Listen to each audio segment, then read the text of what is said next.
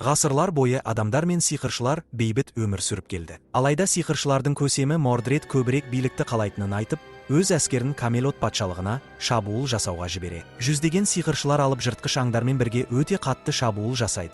Ал Камелот қорғаныстары қанша қарсы тұрса да, жеткіліксіз болып шығады. Патша Утердің інісі, сиқырдың жанында өзін жайсыз сезінетін ханзада Вортагерн, Утерге берілуді ұсынады. Бірақ Утер бас тартады. Қолында аңызға айналған Экскалибур қылышы бар Утер Мордредпен бетпе-бет кездеседі. Және сол қылыштың күшімен оны жеңіп шығады. Кейін Утер кеңесшілер мен сиқыршыларға не істеу керектігі туралы жиналыс өткізеді. Сэр Бедавир мен сэр Уильям сиқыршылардың жаман емес екенін еске салады. Тек Мордред жаман басшы болған, енді ол жоқ. Өйткені Утерге сол қылышты сиқыршы Мерлиннің өзі берген.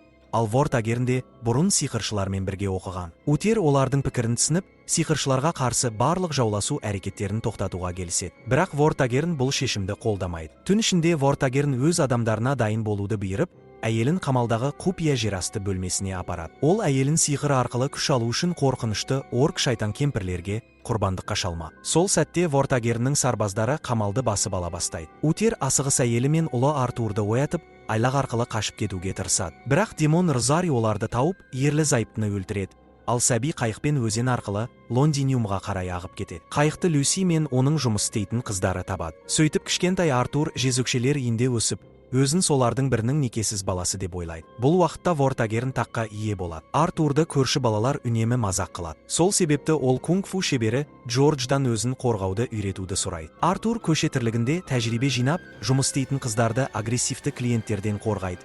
Жергілікті қылмыс әлеміне араласады. Және тапқан ақшасын қабырғадағы жасырын орында сақтайды. Есейген кезде Артур өз аумағындағы қылмыс бастығына айналады, бірақ әлі де қайталанатын қорқынышты түстерден зардап шегеді.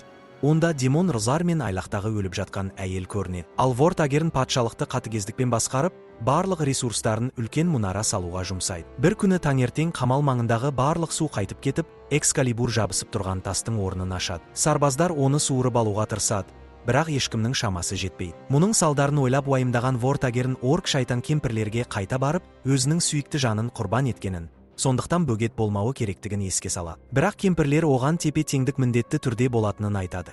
Бір тарап күшейсе, екінші тарапта күшейеді. Егер ол қылышты тоқтатқысы келсе, Артурды тауып, оны өлтіруі керек. Артур бұл уақытта Люсиді тағы бір клиент ұрған соң, сол адамнан алған ақшамен қуантады. Люси таңғалады, ол адам викинг болған, ал олардың қауіпті екенін бәрі біледі. Сол сәтте Джек пен патшаның күзетшілері, жезөкшелер үйіне кіріп, патшаның қайығына шабуыл жасаған бүлікшіні іздейді. Артур патшаны ұнатпаса да, қыздарды қорғағысы келеді. Сол себепті үйде тығылып жатқан Уильямды тауып, күзетшілерге тапсырады. Содан кейін Джек Артурды және оның балалық достары Тристан мен Баклакпен жеке сөйлескісі келеді. Артур викингтер Люси мен Джорджға тиісіп кеткені үшін ғана ақша алғанын түсіндіріп, ешқандай зорлық қолданбағанын айтады. Джек сонымен қатар қала бойынша балалар салып жүрген туған патша оралды деген граффити туралы сұрайды. Бірақ Баклак ұлы Блюға бұл істі тоқтатуын айтқанын жеткізеді. Джек бұған сенбейді және Артурға абай болуын ескертеді. Өйткені викингтер патшаның қорғауында. Бірнеше күннен кейін Вортагерн күзетші Мерсиядан қылыш туралы сұрайды. Бірақ патшаның ешбір сарбазы оны ала алмай жатыр. Мерсия алаңдаулы, өйткені бүлікшілер күн сайын күшейіп, халық Вортагерннен көңілі қалып барады. Вортагерн сарайдағы ханым Мэггиден халықтың пікірін сұрайды. Бірақ ол жасырын түрде бүлікшілермен жұмыс істейді. Сондықтан халық патшаны жақсы көреді деп өтірік айтады. Бұл жауапқа қанағаттанған Вортагерн Мерсияға мұнараны аяқтауды бұйырады. Түн ішінде Артурдың достары патша сарбаздарының келе жатқанын ескертіп, оны оятады. Артур қашуға тырысады, бірақ көшеде қолға түсіп, Камелотқа жеткізіледі. Айлақта қылышты сынауға кезек үлкен болғандықтан, Артур кезексіз алға шығады. Қылышты екі қолымен ұстаған сәтте бүкіл патшалық шайқалып, қылыштағы рундар жарқырай бастайды. Артур тастан қылышты суырып алған кезде бәрі таңырқайды. Бірақ қылыштың күші оны есінен тандырады. Кейін Артур Вортагернмен бірге абақтыда оянады. Патша қылыш Артурдың Утердің ұлы екенін дәлелдейтінін айтады. Бірақ Артур өзін жай ғана жезөкшенің некесіз баласымын деп жоққа шығарады. Алайда Вортагерн жезөкшелер үйін тінтіп, Артур жасырған ақшаны тапқан. Бұл оның билікке ұмтылысы бар екенін білдіреді. Демек ол патшалыққа қауіп төндіреді. Сол уақытта бүлікшілер жасырын орында Рубио Бедавирге Мерлин жіберген бір сиқыршыны алып келеді. Бұл сиқыршы Артурға жол көрсетпек. Бірақ қамалға ену үшін Бедавирдің көмегі керек. Осы кезде бүкіл Камелот халқы туған патшаны көру үшін қамалға жиналады. Вортагерн бұл мүмкіндікті халықтың қорқынышы арқылы құрметін иелену үшін пайдаланбақ. Артур егер Вортагернге бағынбаса, Люсиді өлтіреміз деп қорқытады. Халық алдына шыққан кезде Артурға Экскалибурды алып, қорғануға мүмкіндік беріледі. Бірақ Артур өз қыздарын қорғау үшін бас тартады. Оны бейбітшілік бұзушы деп жариялап, патшалық үшін өлтіру керектігі айтылады. Күзетшілер оны өлтірмек болғанда, сиқыршы бүркіт жіберіп, жылқылар мен иттерді жынды етеді. Халық қашып, күзетшілер патшаны қорғауға кіріседі. Бұл бүлікшілер мен Бедавирге Артур мен қылышты құтқаруға мүмкіндік бере. Қыздар қашып үлгереді, ал Артур бүлікшілер мен сиқыршымен бірге күзетшілермен шайқасып, қашып шығады. Осы ұрыс кезінде екі бүлікші қаза табады. Бірақ қалғандары өзенге секіріп аман қалады. Кейін олар бүлікшілердің жасырын орнына жетеді. Артур бұл жерде Уильямның тұтқыннан қашып келгеніне таң қалады. Бедавир мен Уильям Артурдың бұрынғы ауданы өртеліп кеткенін, сондықтан қайтып бара алмайтынын айтып, қылышпен не істей алатынын көргісі келеді. Артур алғашында төбелескісі келмейтінін айтады. Бірақ кейін бүлікшілерді оңай жеңеді. Уильяммен шайқасқан сәтте Артур қылышты екі қолымен ұстағанда, санасына көріністер келеді. Ол тағы да есінен танып қалады. Бірнеше сағаттан кейін ол әдеттегі қорқынышты түстерден оянады. Сиқыршы қылышты түсіну үшін арнайы рәсім жасап жатқан болатын. Бұл жолы ол кішкентай кезіндегі өзін өтерге қылышты беріп жатқанын көреді. Бұл оның қолындағы жара іздерін түсіндіреді. Сиқыршы оған қылышты қабылдамай жатқанын айтады. Бірақ Артур өзін ешқандай аңыз кейіпкері емеспін деп жоққа шығарады. Алайда сиқыршы оның тістерін тоқтата алатынын айтқанда, Артур бәріне мүмкіндік беруге келіседі. Кейін сиқыршы Бедавирден Артурды қара жерге алып баруын сұрайды. Артурды аралға апарып тастайды. Сиқыршы одан мұнараға жетіп, алтар тасының үстіне қылышты қоюын талап етеді. Артур бұл кәдімгі демалыс секілді болады деп ойлайды. Бірақ жалғыз қалғанда арал қорқынышты тіршіліктерге толы екенін түсінеді. Бұл оны өз өмірін сақтау үшін қылышты жиі қолдануға мәжбүр етеді. Ол қарсы келген барлық құбыжықтарды өлтіреді. Бірнеше күн бойы тірі қалуға тырысқан соң, Артур ескі мұнараның шыңына жетіп, қылышты алтар тасына қойғанда, тас жарық шашып, барлық құбыжықтарды қорқытып жібереді. Сиқыр қылышты Артурдың санасына енгізіп, оған атанасы өлген түннің толық көрінісін көрсетеді. Демон сарбаз патшайымды өлтірген соң, Утер қылышпен оны іздейді. Ұрыстың ортасында Утер қылышын түсіріп алады. Сонда кішкентай Артур оны қайта қолына береді. Ал Утер баласына қаш деп бұйырады. Артур қайыққа отырып, өзен ағысымен көзін жұмып ағып кетеді. Утер қаза тауып, денесінің үстіне түскен Экскалибур тасты айналдырып, қылышты су астына батырады. Демон сарбаз сиқырлы бүркемесін шешіп, өзінің шын мәнінде Вортигерн екенін көрсетеді. Бұл бәрін әдейі ұйымдастырған адам. Көріністен кейін Артур есінен танып қалады. Оны Бедавир мен сиқыршы құтқарады. Артур бұл мұнараның Вортигерн салып жатқан мұнарамен бірдей екенін түсінеді. Сиқыршы мұнара біткен кезде Вортигерн Мордред сияқты күшті болатынын түсіндіреді. Сондықтан қылыш дәл қазір пайда болды. Бедавир Вортигерннің мажлармен соғысты бастағанын айтады. Ол Мордредке Утерді өлтірсе, билікті бөлсеміз деп уәде берген. Мордред келісіп, Маж патшасын өлтіріп, мұнарадағы қара күштерді ашатын патша таяғын алады. Алайда Мерлин бұл таяқты ұрлап, Экскалибурды жасап, мұнараны жойған. Кейін ол қылышты көл ханшайымына беріп, Утердің қанымен байланыстырып қояды. Хупия орынға қайтып келгенде, Артур достарының оны күтіп отырғанын көреді. Олар Вортигерннің адамдарымен бірге оның туған ауданын өртегенін айтады. Жұмысшы әйелдер мен кейбір достарын құтқара алған, бірақ көбі қашып кеткен. Мұны естіген Артур ашуланып, Вортигернді өлтіруге бел байлайды. Кейін ол достарын көтерілісшілермен таныстырып, жоспар құра бастайды. Уильям елдегі ең ықпалды отбасылардың барондарымен кездесіп, қолдау сұрағысы келеді. Бірақ Артур бас тартады. Ол бай, оқыған адамдардың өзіне көшеде өскен қарапайым жігіт ретінде қарамайтынын, сондықтан нағыз билік көтерілісшілердің қолында болуы тиіс екенін айтады. Оның орнына Артур Вортигернді Лондиниумға өз еркімен келуге мәжбүрлейтін жоспар ұсынады. Ол үшін патшаға ең қымбат нәрсеге, яғни мұнарасына соққы жасау керек. Олар алдымен тас тасымалдайтын баркаларды суға батырып, өзенді жауып тастайды. Кейін Уильям берген ақпарат арқылы патша күштеп жұмыс істетіп жүрген балаларды босатады. Жұмысшы әйелдердің бірі Вортигерннің сүйікті сарайына бренди жеткізетін адамды таниды. Сондықтан олар сол жерді жарып жібереді. Осы оқиғалардан кейін Вортигерн викингтермен келісім жасауға мәжбүр болады. Тіпті бұл күмәнді шарттармен болса да. Кетерде викингтерде туған патша туралы қауесеттерді естіп, Вортигерннің билігін жоғалтып алуынан алаңдайды. Билікті қалпына келтіру үшін Вортигерн Лондиниумдағы барлық барондарды жиналысқа шақырады да, мұнараға барып күшін арттыра бастайды. Сол сәтте Мэгги Хупия орындағы көтерілісшілерге келіп, Вортигерннің жоспарланған жиналысы туралы айтып береді. Бұл бүлікшілерді Вортигернге қастандық жоспарлауға итермелейді. Оларға алыстан атып өлтіре алатын қауіпсіз ғимарат керек. Ал Уильям 175 ярдтан атып өлтіре алатынын дәлелдейді. Белгіленген күні Артур патшаның күймемен келе жатқанын көріп, бәрі тым оңай болып жатқандай сезінеді. Бұл шын мәнінде тұзақ болып шығады.